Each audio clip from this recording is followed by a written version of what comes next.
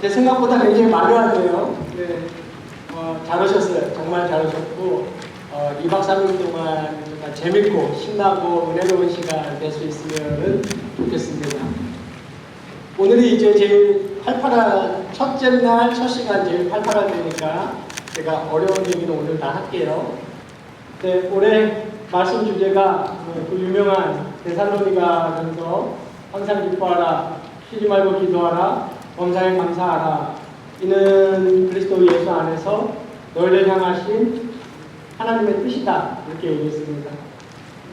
이 삶을 위해서 구체적인 4가지 우리가 살아가면서 삶의 방식 이전에 아예 저와 여러분이 습관으로 들이면 좋겠다 하는 4가지에 대해서 이번 수련회 때 함께 목사님과 함께 얘기해 보려고 해요.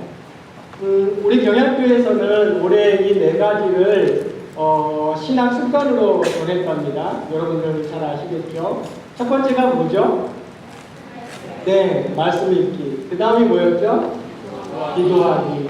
지금 3분기에 뭐 하고 있나요? 네, 모여서 이 모이기 안에 2가지가 있는 거예요. 예배하기, 교제하기. 마지막 한 가지는 뭘까요? 아직 안 해서 잘 모르겠어요. 네. 마지막 한 가지는 감사하기입니다.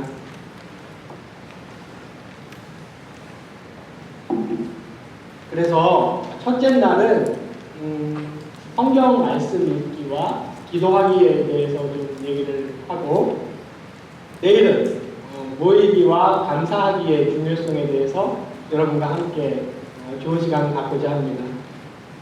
오늘은 우리 성경 읽기가 왜 중요하고 우리는 그리스도인들은 왜 기도를 해야 하는가에 대해서 한번 살펴보도록 하죠. 성경을 여러분 일주일에 얼마나 읽으세요? 기억이 잘 안 나시나요?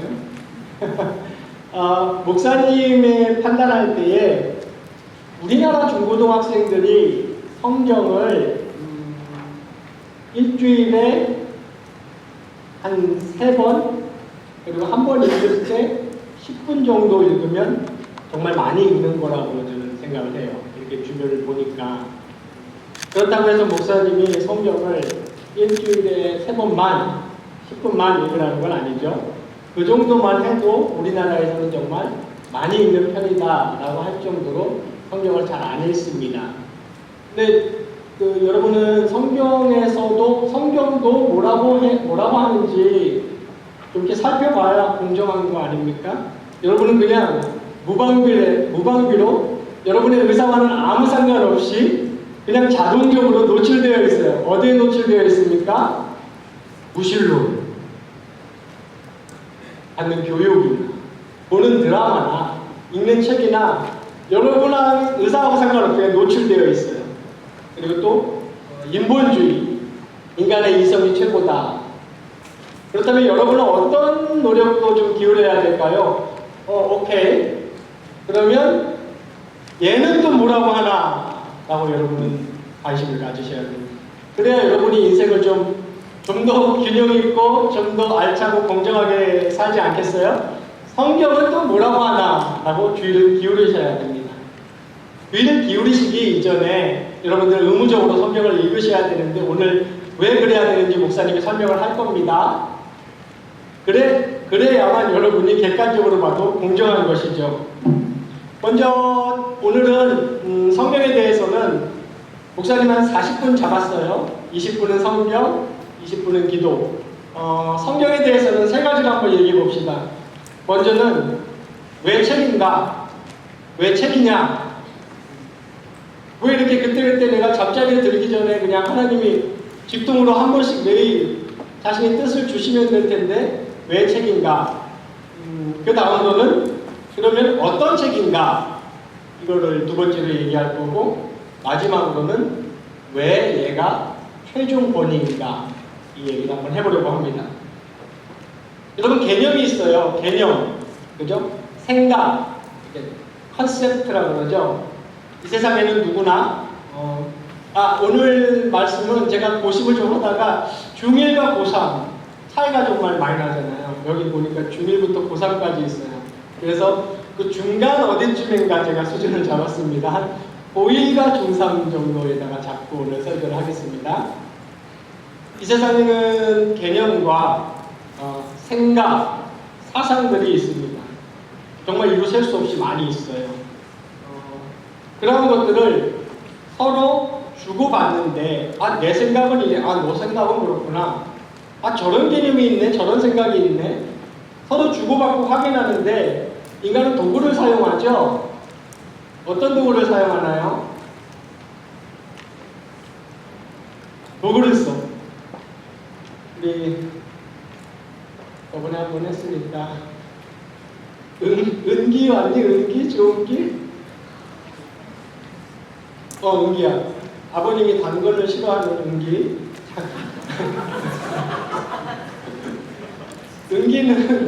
은기 생각을 누군가한테 전달하고 싶을 때 뭘 사용하니? 핸드폰을 써.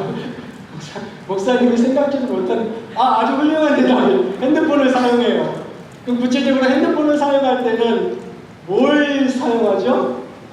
카카오톡이라고 그러지 말고. 알았어. 목사님 질문 그만할게요. 자, 목사님은 그냥 대답을 하고 얘기를 해볼게요.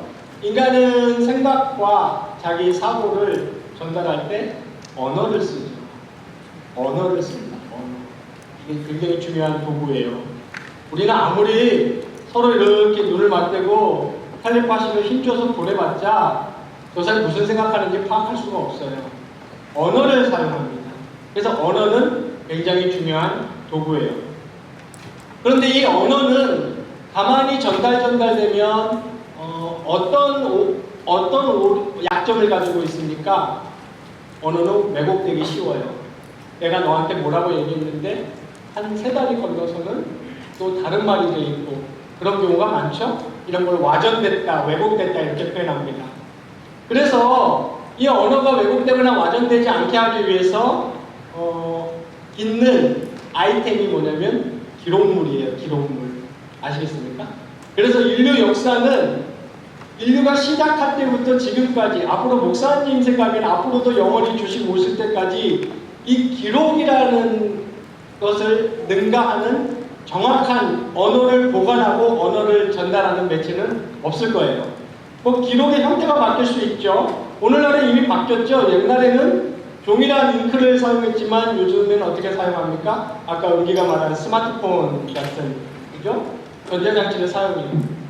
이런 매체가 바뀌었을 뿐이지 결국은 기록물이라는 이 아이템을 사용합니다. 다시 말씀드리자면 이것이 가장 정확하게 보존하고 전달할 수 있는 방법이에요. 하나님은 어떤 방법을 사용하셨을까요? 하나님도 인간의 언어로 된 기록물을 선택하셨어요. 사실은 엄밀히 말하면 인간이 이런 언어의 기록물이라는 아이템을 사용하게 된 데는 다 하나님의 섭리와 하나님의 작정과 하나님의 뜻이 있죠. 네. 근데 그것을 가장 먼저 실현하고 가장 먼저 실천하신 분이 하나님입니다. 그래서 아까 처음에 목사님 얘기했죠. 인간은 누구나 생각이 있어요. 뜻이 있고 그것을 누구한테 전달하고 싶기도 하고 다른 사람의 생각과 뜻을 전달받고 싶기도 할 때 언어를 사용하고, 그리고 그 언어가 왜곡되거나 훼손되지 않게 하기 위해서 기록물로 남기고. 하나님은 뜻이 있습니까? 없습니까? 하나님도 뜻이 있어요. 여러분, 저와 여러분이 뜻이 있기 전에 제일 먼저 하나님의 뜻이 있었어요. 그래서 이건 좀 어려운 말인데 잘 들어보세요. 사도 요한이 자기의 복음서를 시작하면서 뭐라 그랬어요? 태초에 말씀이 계시니라 그랬어요. 태초에 말씀이 있었다는 말은 글자가 있었다는 말이 아니고 로고스, 개념, 컨셉이 태초에 있었다는 말이에요. 태초는 뭡니까? 태초는 존재하는 존재 세계가 아예 있기도 전을 말하는 거예요. 그때 뭐가 있었다고 성경은 말해요? 컨셉, will, 뜻, 생각, intention, 의도, 이걸 로고스라고 해요. 이게 있었다는 거예요. 누구께 있었어요? 하나님 되어 있었어요. 그리고 성경은 이걸 뭐라고 말하냐면 absolute, 뭐예요? 절대. 맨 처음 그것, 그냥 모든 그것들의 그것, 제1 그것, 이 말씀 로고스입니다. 근데 이것을 하나님이 인간들에게 전달하세요. 그래서 성경의 내용을 정리해서 신학적으로 뭐라고 말하면 말씀하시는 하나님 이렇게 말합니다. 사랑의 하나님, 역사하시는 하나님, 구원의 하나님, 이런 표현 많이 들어봤죠, 여러분? 그 중에서 굉장히 중요한 하나님에 대한 속성의 표현 중에 하나가 말씀하시는 하나님이에요. 이것도 많이 들어봤죠. 하나님의 뜻, 의도, 생각이 아예 태초에 있으셨고 그것을 그대로 품고 있는 하나님이 아니라 speaking, 말씀하시고 열어서 보여주시는 하나님. 하나님은 그런 하나님이에요. 인간에게 말이죠. 하나님이 이 일을 하실 때 자신의 뜻과 의도와 생각을 인간에게 말씀하실 때 사용하신 것이 곧 우리가 방금 살펴봤던 인류의 핵심적인 아이템, 기록물이랍니다. 기록물. 그래서 누구의 언어로 되어 있어요? 인간의 언어로 기록하게 하셨어요. 사실 선지자들이나 구약이나 신약의 선지자들이 하나님의 말씀을 받을 때 꼭 인간의 언어로만 받은 건 아니에요. 에스겔 같은 선지자는 어떻게 받기도 했습니까? 환상을 보기도 했다고 했어요. 환상. 그런 다음에 오케이. 그런 다음에 전달은 뭘로 했어요? 인간의 언어로 전달을 했습니다. 그래서 하나님은 자신의 섭리 가운데 자신의 뜻을 인간의 언어로 인간들에게 말씀하시는 하나님, 전달하시는 하나님, 계시하시는 하나님, 보여주시는 하나님입니다. 그리고 우리가 좀 전에 살펴봤듯이 그것이 왜곡되거나 잘못 전달되지 못하게 하기 위해서 하나님은 인간의 역사 속에 어떤 아이템을 설정하셨어요? 레코드, 기록. 그래서 성경은 간단히 말해서 하나님의 뜻을 인간의 언어로 기록하여서 인간이 하나님의 뜻을 알게끔 하는 매체가 성경입니다. 그래서 우리는 성경을 뭐라고 부릅니까? 비블리오, 바이블, 비블리오, 책이라고 불러요. 이것을 경이라고 안 부릅니다. 그래서 엄밀히 말하면, 아주 엄밀히 말하면 성경보다는 성서가 맞아요. 영어로는 바이블이죠. 그렇다고 성경이 틀렸다는 말은 아니에요. 그냥 우리나라에서는 오랫동안 고착화됐으니까 그냥 그렇게 부르면 됩니다만 정확히 말하면 성서가 맞아요. 성경은 책이에요. 성경은 책이란 말은 무슨 말이에요? 그러니까 불경 아니면 코란처럼 좋은 이 말, 좋은 말들 막 모아놓아서 이렇게 좋은 말 모음집, 그걸 경이라고 그러죠. 경. 좋은 말 모음집이 성경은 아니죠. 네, 역사, 이렇게 내러티브 속에서 만들어진 것이 성경입니다. 그래서 했을 때는 하나님의 태초부터 있던 하나님의 뜻을 인간이 알아둘 수 있도록 커뮤니케이션 되도록 인간의 언어 체계로 그리고 변질되지 않도록 기록물로 주신 것이 성경이고 우리가 지금 들고 있는 이 책입니다. 그러면은 성경의 내용은 두 번째로 성경의 내용으로 한번 넘어가 봅시다. 성경의 내용은 크게 두 가지예요. 첫째는 생명을 얻게 하는 방법을 알려주는 책입니다. 인간에게 제일 필요한 거죠. 인간에게 제일 필요한 거예요. 생명을 얻게 하는 방법을 알려주는 책. 그 다음은 이 생명을 얻은 바로 그 사람들, 저와 여러분 같은 그리스도인들이 살아가는 방식을 알려주는 책이에요. 성경은. 그러니까 성경은 구원의 책이죠. 그리고 그 구원 얻은 사람들이 살아가는 방식을 말하는 책입니다. 성경을 다른 말로 특별 계시라고 불러요. 그럼 일반 계시가 있겠죠. 일반 계시는 뭐예요? 존재하는 존재 세계가 일반 계시입니다.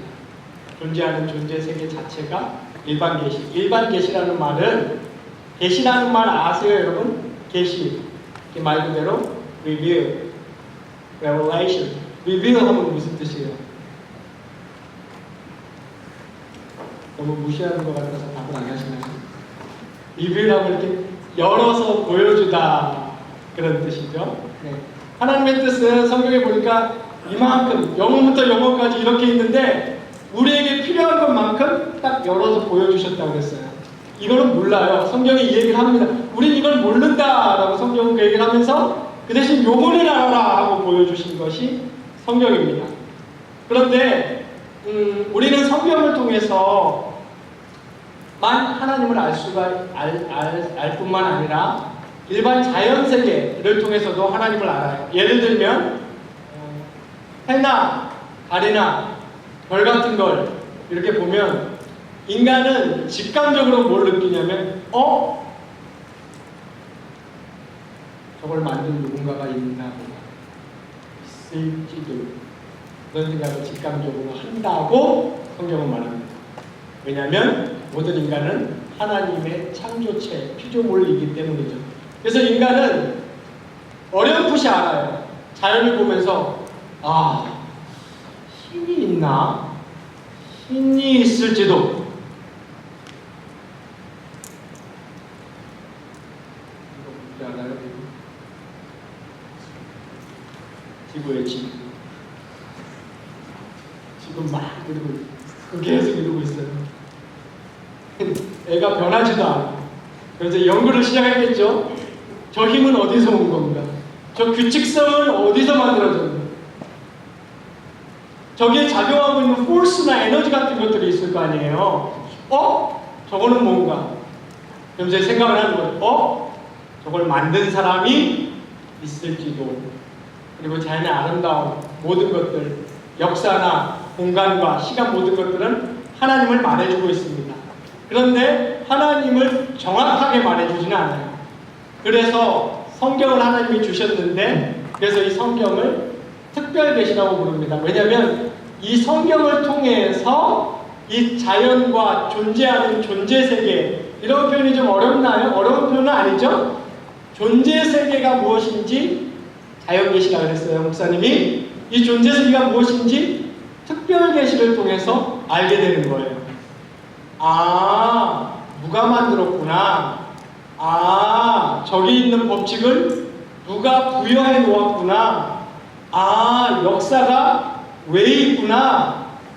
시간이 왜 있고 공간이 왜 있고 시간과 공간 속에서 사건들이 왜 일어나는구나 하는 것을 성경을 통해서 알 수 있어요. 성경은 그것을 잔뜩 얘기해주고 있죠. 태초에 하나님이 천지를 창조하시니라. 오케이, 여기서부터 절반은 끝난 거예요. 절반은 끝났어요. 그럼 이제 존재 세계에 대해서 거의 절반은 안 거예요. 하나님이 구원하기로 하신 사람들을 구원하기 위해서 역사가 있구나. 시간이라는 개념이 있구나. 공간은 이래서 공간이 있는 거구나 하는 것을 성경이 다 설명해주고, 이렇게 역사와 시간과 공간과 사건들 속에서 존재하는 인간이 가장 중요하게 해야 될 것은 하나님 섬기는 거구나 하는 것을 서로가 이렇게 보완을 해주는 겁니다. 특별 계시와 일반 계시가 보완을 해주는 거예요. 그래서 우리는 이 성경을 특별 계시라고 부릅니다. 그래서 성경을 통해서 우리는 이 세상을 해석할 수 있고, 아까 목사님이 말한 것처럼 인간이 구원받는다는 것은 무엇이죠? 영원한 생명을 얻고 죽지 않는 길을 찾는다는 거예요. 예수 그리스도를 믿음으로. 자연은 그것을 말해주지 않아요. 자연의 상식이나 자연의 윤리, 목사님이 일반이라고 계속 부르고 있죠. 일반의 세계는 그것을 말해주지 않아요. 특별 이 계시가 그것을 말해줍니다. 그리고 성경이 그렇게 구원받은 사람은 인간 본래의 자리를 되찾은 사람이에요. 이 사람은 이제 어떻게 살아가야 되는지 그 방법도 성경은 말해주는 겁니다. 그래서 성경의 내용은 간단히 두 가지로, 인간이 어떻게 생명을 되찾는가, 그 생명을 되찾은 사람은 어떻게 살아가는가 하는 것을 말해주고 있습니다. 마지막으로 성경을 이렇게 불러요.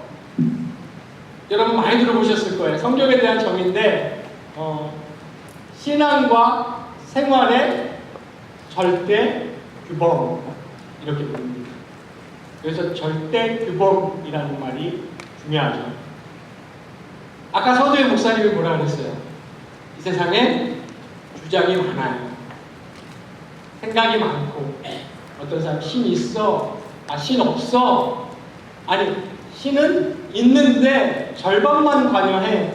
이런 생각들이나, 아니면 원래 존재 세계는 하나님이 만들었어, 이런 주장이 있는가 하면 아니야, 그냥 bang, something bang, 뭐가 이렇게 펑 터져갖고 이렇게 됐어, 이렇게 주장하는 사람들이 있어요. 거기다 뭐 멋진 말을 많이 갖다 붙였어요. 진화니 유기죠. 네. 근데 결론 말을 그냥 척척척척척 이랬다는 거예요. 그런 주장이 있습니다. 그런데 우리는 어떤 주장이 맞느냐라는 것을 생각할 때 뭐가 필요하죠? 어떤 주장이 맞느냐라는 것을 결정할 때는 기준이라는 게 필요해요, 여러분. 기준이. 그죠? 어떤 사람이 빨간불에 가도 돼? 아니, 빨간불에는 가면 안 돼. 의견이 왔었어요. 그럼 누구 말이 맞는지 어떤 기준이 필요합니까? 도로교통법이라는 기준이 필요한 거예요. 그 기준을 딱 들이밀면 가면 안 되잖아 하고 결정이 나죠. 누가 맞는지 우리가 판단하기 위해서는 기준이 필요합니다. 그런데 어떤 사람이 어떤 기준을 제시했을 때 또 어떤 질문이 나올 수 있죠? 그 기준이 맞다고 누가 그래? 그럴 수 있죠. 네. 그럼 예를 들면 이 기준은 왜 맞냐면 어쩌고 봐. 이러니까 이게 맞지. 그러면 또 무슨 말 할 수 있어요? 그럼 이 어쩌고저쩌고가 맞다고 네가 어떻게 알아? 이게 왜 맞냐면 이렇게 또 해요. 그러니까 여러분 또 무슨 말 하겠어요? 그럼 이렇게 맞는지는 누가 그래? 그래서 이제 철학자들이 이걸 막 하자면 맨날 하잖아요. 그러다가 이제 ad nauseam 딱 그랬어요. 무슨 말이냐면 이 말을 번역하자면 어지러워. 이거 좀 더 냉정하게 번역하자면 토 나와. 그러면 토 나와요. 어지러워. 밑도 끝도 없어요. 밑도 끝도 없어서 사람들은 결국에 무슨 말을 하기 시작했냐면 누구나 전제로 하는 것이 있다. 전제로. 이 전제는 어떤 다른 것에 의해서 입증되거나 증명될 필요가 없는 거예요. 그냥 전제, 누구나 갖고 있는 전제. 이것을 뭐라고 불렀냐면 기초신념이라고 불렀어요. 철학자들은 기초신념이라고 불렀어요. 그러니까 이 기초신념은 그냥 이 기초신념이 맞는지 틀리는지 누가 증명해 주는 게 아니고 그냥 나는 이게 맞다고 생각해. 난 여기서 출발해. 이렇게 얘기하는 겁니다. 예를 들면 이런 거예요. 나는 존재 세계를 하나님이 만드셨다고 생각해. 이건 그냥 내 생각이에요. 목사님 생각의 전제예요. 근데 어떤 사람은 아니야. 존재 세계는 아까 목사님이 얘기한 것처럼 그냥 어떤 물질이 어디서 왔는지 몰라. 하여간 어떤 물질이 어떤 작용에 의해서 과학적으로 정의된 건 있지만 이것도 추측이죠. 가설이에요. 뻥 터졌다고 생각해. 그럼 이 사람의 기초신념은 이거예요. 그리고 이 사람의 기초신념은 이겁니다. 창조론과 말하자면 진화론이죠. 그래서 제가 여러분에게 이 말을 하는 이유는 지금 이 말을 해주고 싶은 거예요. 안 믿는 사람들이 기독교인들에게 이런 말 많이 하죠. 야, 니네는 무슨 무조건 믿음에서 출발해. 그런 말을 많이 해요. 네. 목사님이 나는 창조를 믿어요. 왜? 성경이 그렇게 말하니까요. 성경이 맞다고는 누가 그래? 성경이 맞다고 성경이 그래요. 그거 수단 논리 아니니? 그거 수단 논리 맞아요. 근데 기초신념은 수단 논리를 쓸 수밖에 없어요. 이거를 똑같이 그들도 그러고 있답니다. 여러분 목사님 말 이해합니까? 여러분도 똑같이 질문할 수 있어요.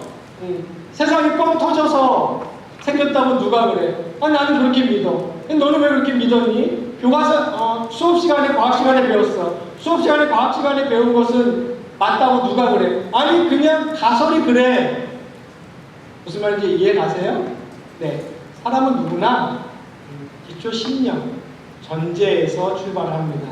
그러므로 여러분들이 믿는 성경, 여러분들이 성경을 믿는 것이 마치 비과학적인 사고방식을 하는 사람이거나 비합리적인 사고방식을 하는 사람이 취하는 행동이 전혀 아니에요. 여러분은 세상의 그런 주장과 세상의 그런 교육에 속아 넘어가서는 안 됩니다. 오히려 성경은 뭐라고 얘기하냐면 모든 주장들의 이거를 뒷받침할 권위, 얘를 뒷받침할 권위, 얘가 맞다고 뒷받침해 줄 권위, 얘가 맞다고 뒷받침해 줄 모든 권위들의 맨 마지막 맨 위의 권위가 하나님의 말씀인 성경이다. 성경은 이렇게 말합니다. 얘가 최종 권위이기 때문에 얘를 입증할 그 위에 권위는 없기 때문에, 왜냐하면 여러분 합리적으로 생각하셔야 됩니다. 정신 똑바로 차리셔야 돼요. 과학적으로 머리를 굴리세요. 최상의 권위이기 때문에 최상의 권위를 입증할 사항은 존재하지 않아요. 이것은 매우 과학적이고 합리적인 주장으로서 성경의 주장입니다. 이해하세요?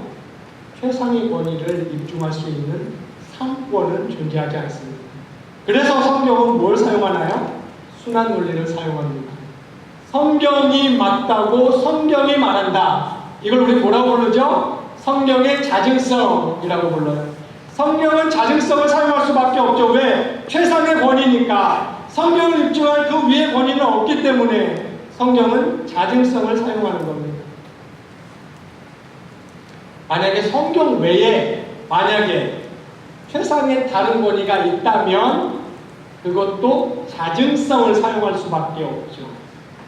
너무나 당연하죠.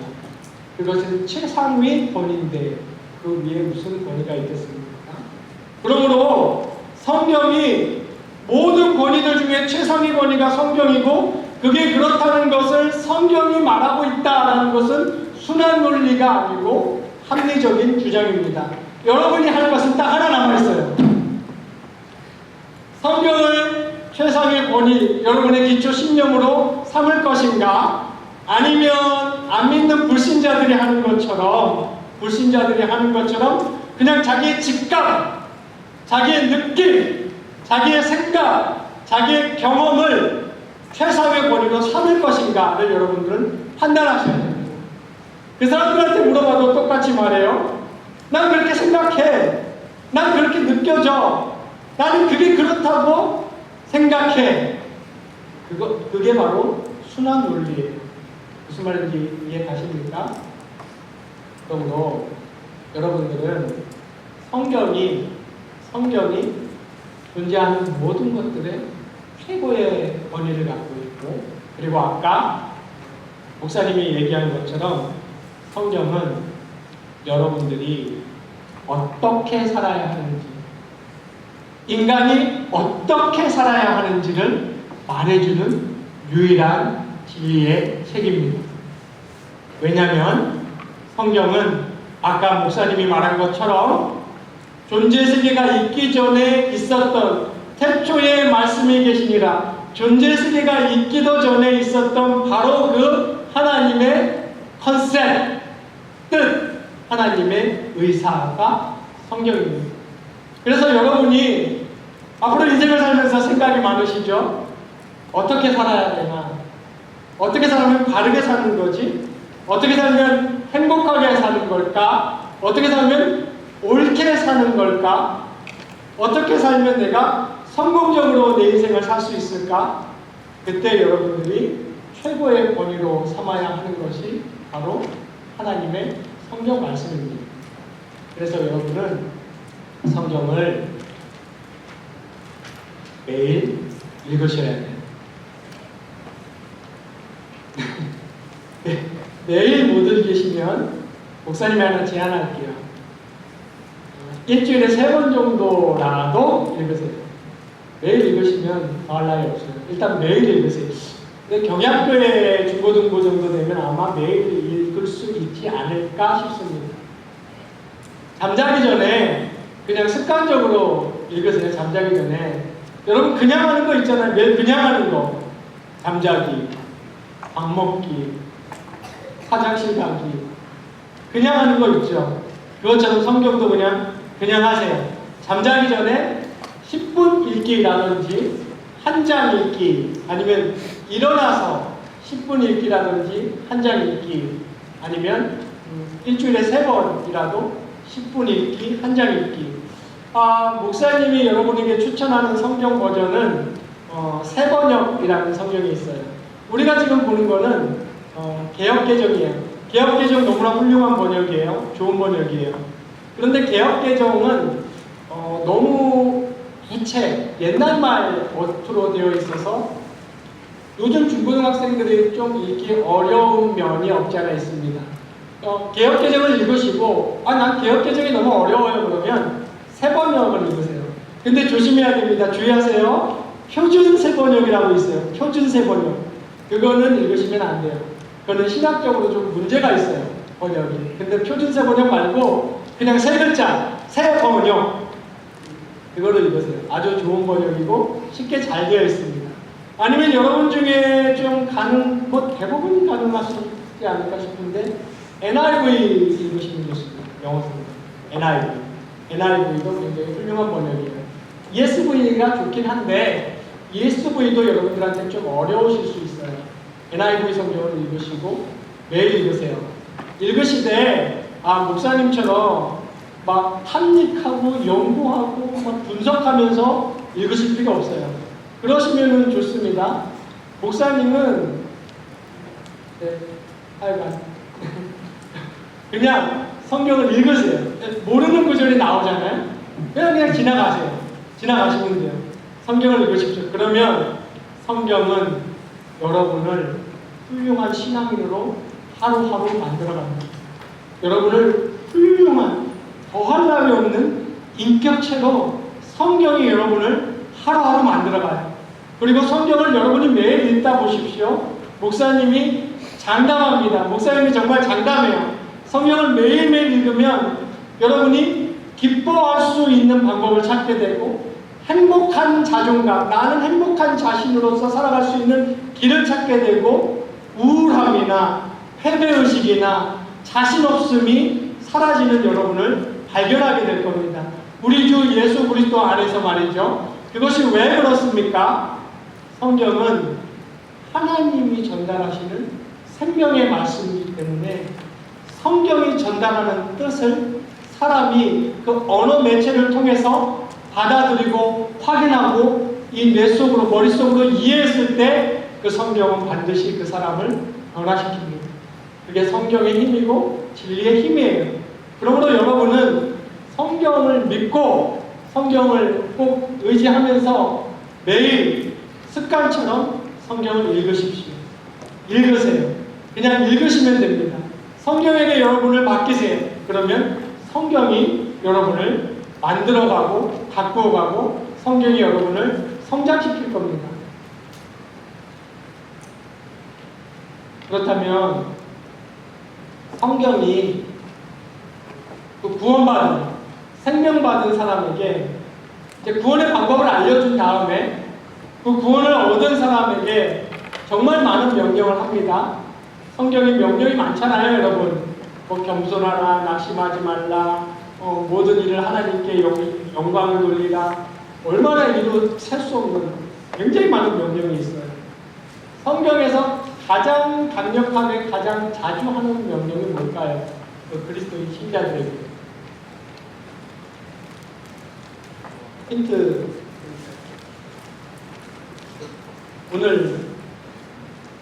오늘 무슨 얘기한다고 그랬죠, 목사님? 네.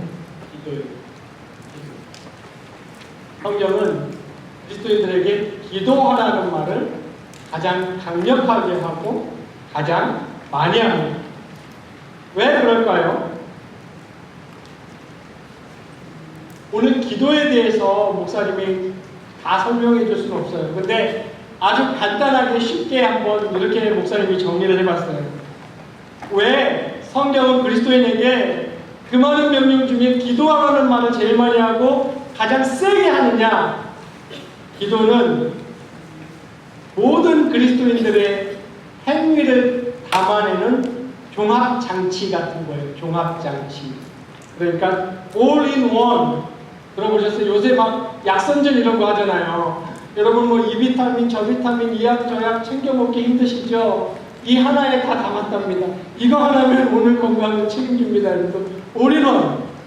그런 선전 보셨죠? 기도가 그런 거예요. 성경이 그리스도인들에게 요구하는 것은 무엇이냐면 하나님을 경배하라, 하나님을 찬양하라, 하나님을 인정하라.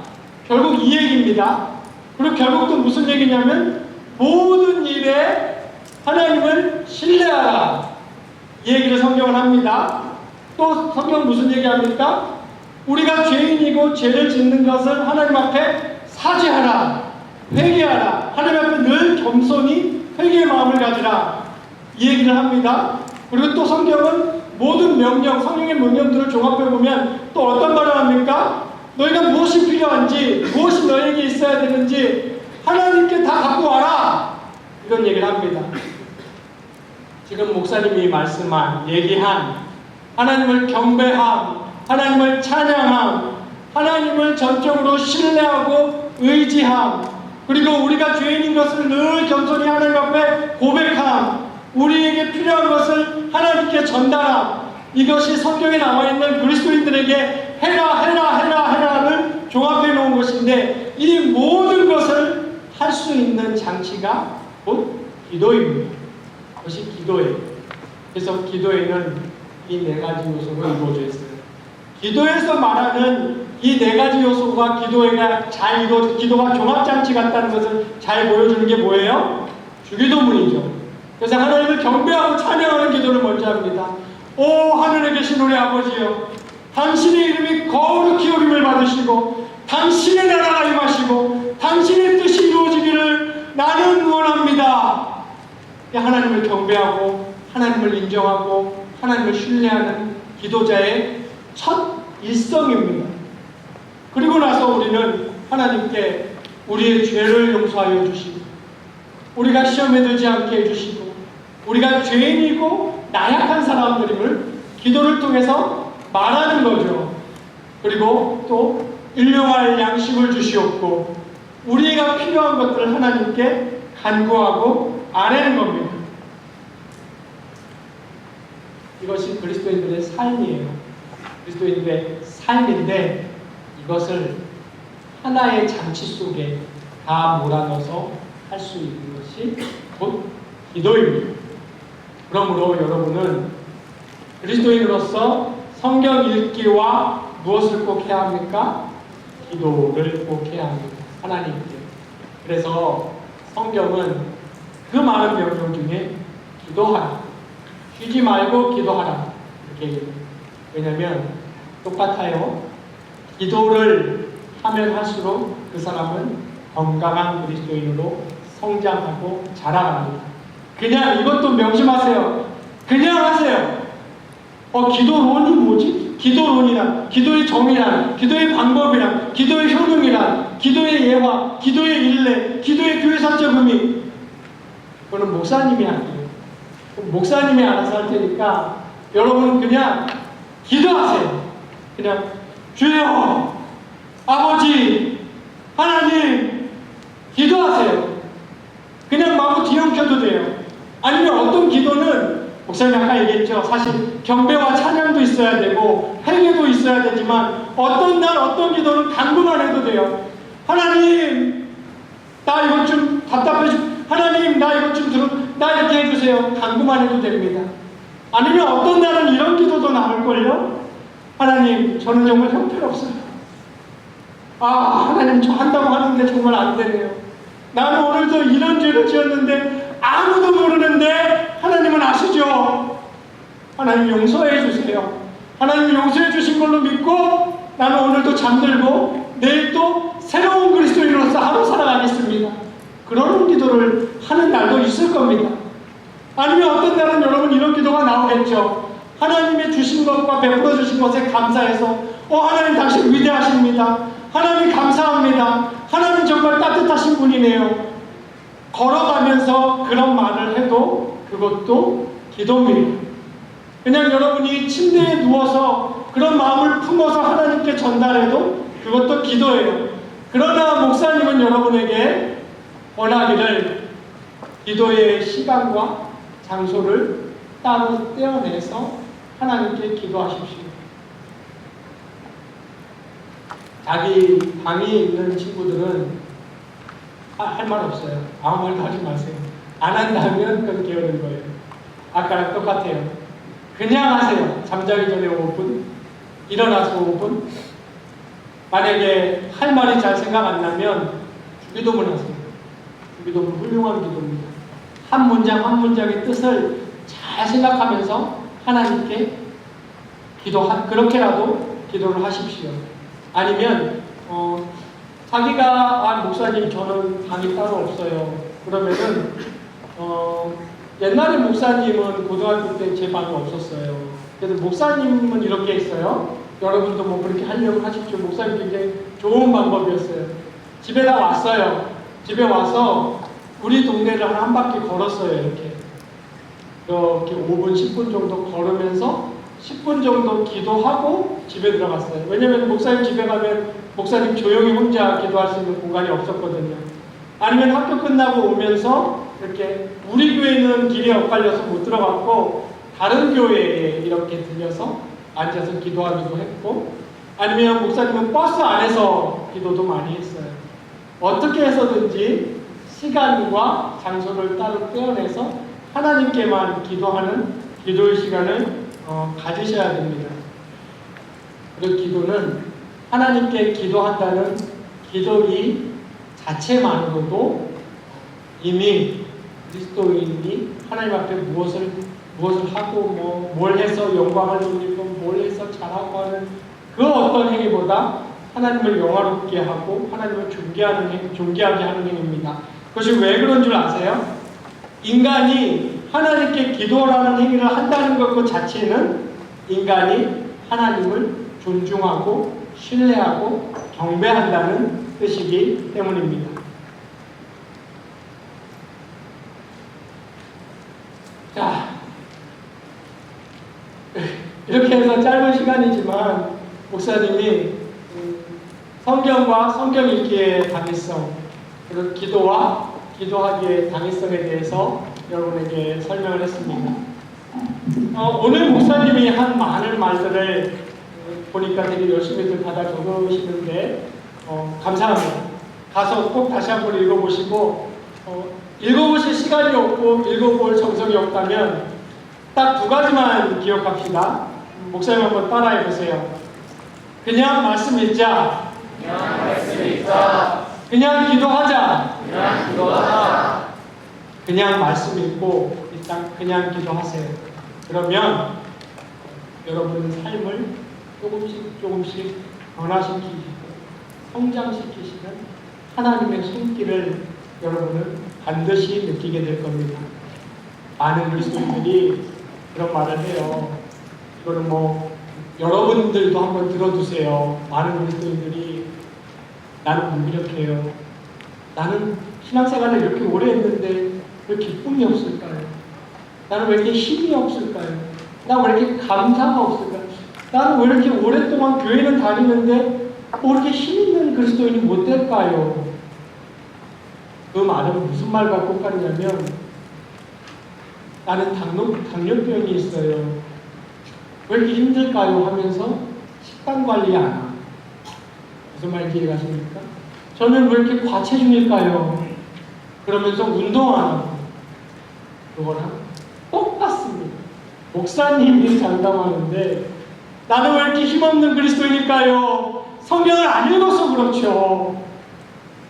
나는 왜 이렇게 무기력한 그리스도인? 기도를 안 해서 그래요. 간단해요. 하나님의 성경을 거짓말잡이로 만들지 마세요. 성경을 열심히 읽고 기도를 열심히 하는데 내가 무기력한 그리스도인이라고요? 거짓말하지 마십시오. 그는 둘 중에 한 명이 거짓말하는 겁니다. 그 사람이 거짓말하는 거거나 성경이 거짓말하는 거예요. 성경을 열심히 읽고 기도를 성실하게 꾸준히 하는 그리스도인은 낙심되다가도 금방 일어납니다. 무기력하다가도 금방 힘을 찾고 기쁨을 잃었다가도 금방 회복합니다. 그 사람들이 말하는 것처럼 나는 왜 이렇게 오랫동안, 나는 왜 이렇게 한동안, 그것은 성경 읽지 않고 기도하지 않았기 때문입니다. 그러므로 여러분들은 그냥 성경 읽고 그냥 기도하는 것을 통해서 여러분 이 어린 나이, 학생 시절부터 힘있는 그리스도인, 기독교의 복음을 하는 기쁨을 누리는 그리스도인, 감사할 줄 아는 그리스도인, 어떤 상황에서도 승리할 수 있는 그리스도인, 그런 그리스도인으로 성장해 가기를 주님의 이름으로 축원합니다. 네.